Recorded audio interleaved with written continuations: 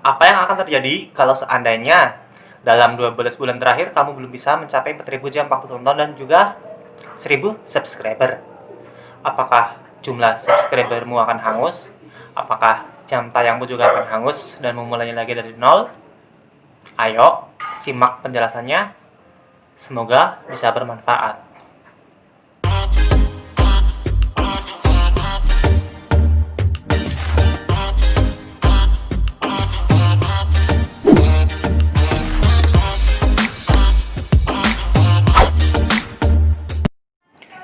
Jadi gini ya teman-teman, di sini saya sudah membuat tabel. Karena sekarang adalah tahun 2020, maka saya bikinnya tuh 2020 dan yang sebelah adalah 2021. Nah, sekarang kita akan membahas yang dimaksud dengan 12 bulan terakhir itu seperti apa. Nah, kita akan memulainya ya. Jadi, yang dimaksud dengan 12 bulan terakhir itu adalah, misalkan untuk contoh ya teman-teman.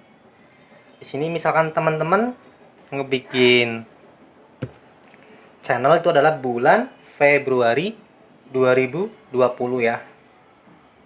Ini berarti untuk 12 bulan terakhir atau 12 bulan atau setahun ya.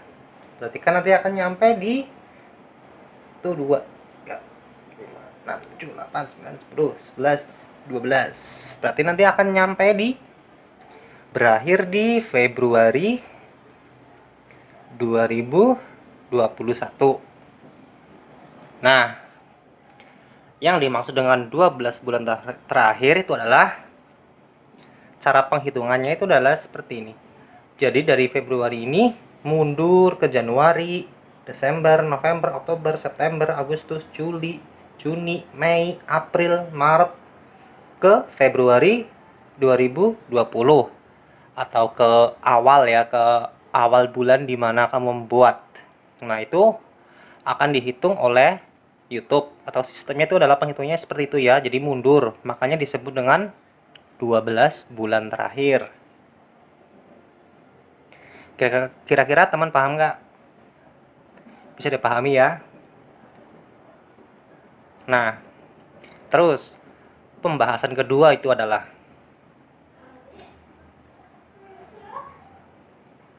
dalam 12 bulan saya sudah bisa mencapai 4.000 jam waktu tonton dan juga 1.000 subscriber. Apakah saya bisa langsung mengajukan monetisasi? Penjelasannya itu seperti ini. Jelas bisa banget.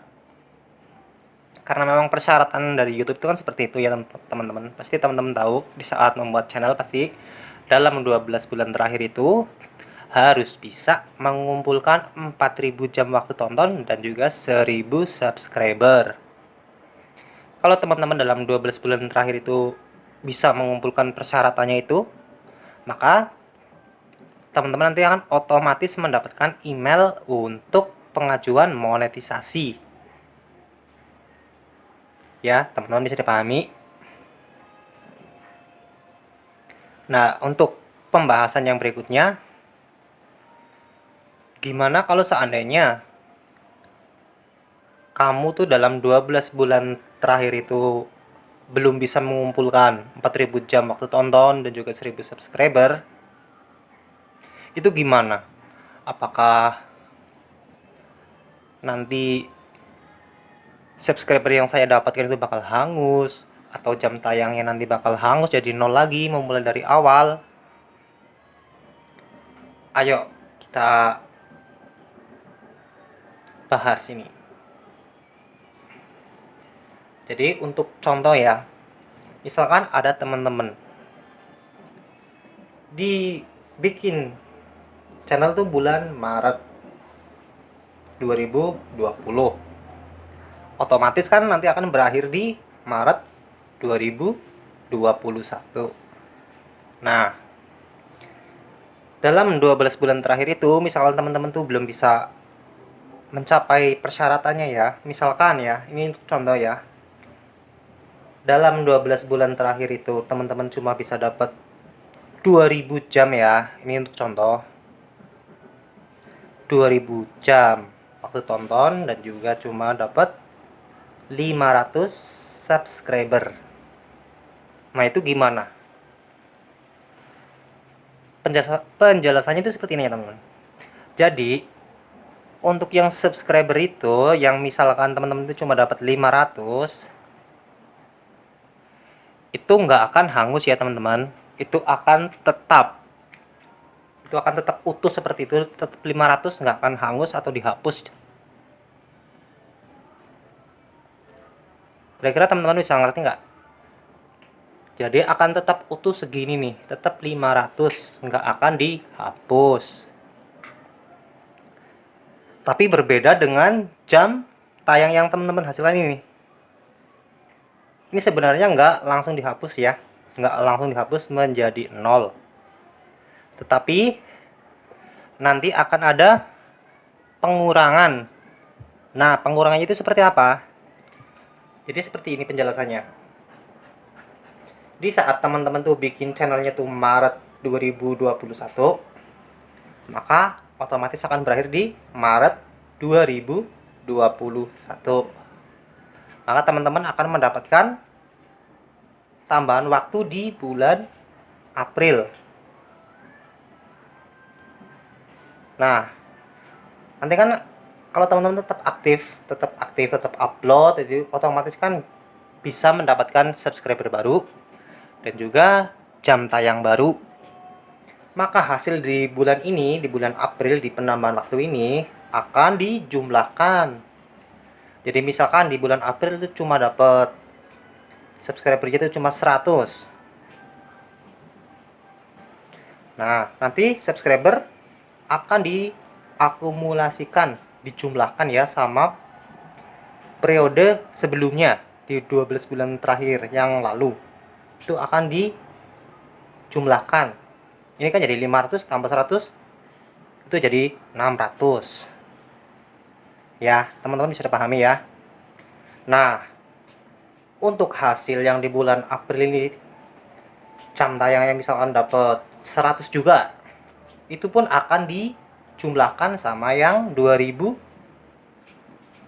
jam waktu tonton yang dihasilkan di 12 terakhir, maksudnya 12 bulan terakhir yang waktu lalu. Itu akan dijumlahkan itu menjadi 2100 ya. Tapi perlu digarisbawahi ya, biarpun nanti dijumlah ini tetap akan ada pengurangan ya. Pengurangan di bulan yang sama di tahun lalu, di bulan April 2020. Misalkan di bulan April 2020 teman-teman dapat hasilnya itu 100, misalkan ya, ini untuk contoh, cuma dapat 100 jam di bulan April ini, nanti pun akan dikurangi ke yang ini. Di ini 2100 akan dikurangi 100.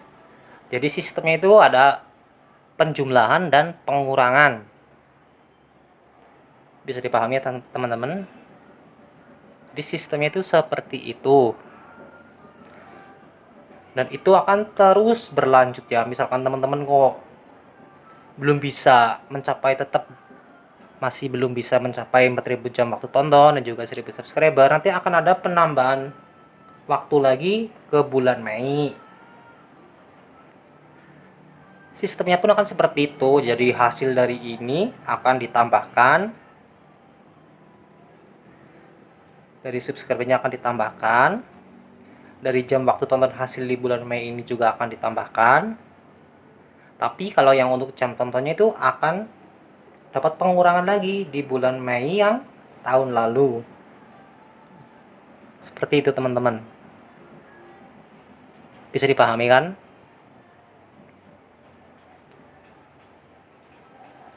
Nah, jika teman-teman ternyata pada saat penambahan waktu lagi di bulan Juni dan teman-teman tuh mampu untuk memenuhi syaratnya, maka teman-teman pun otomatis bisa mengajukan monetisasi.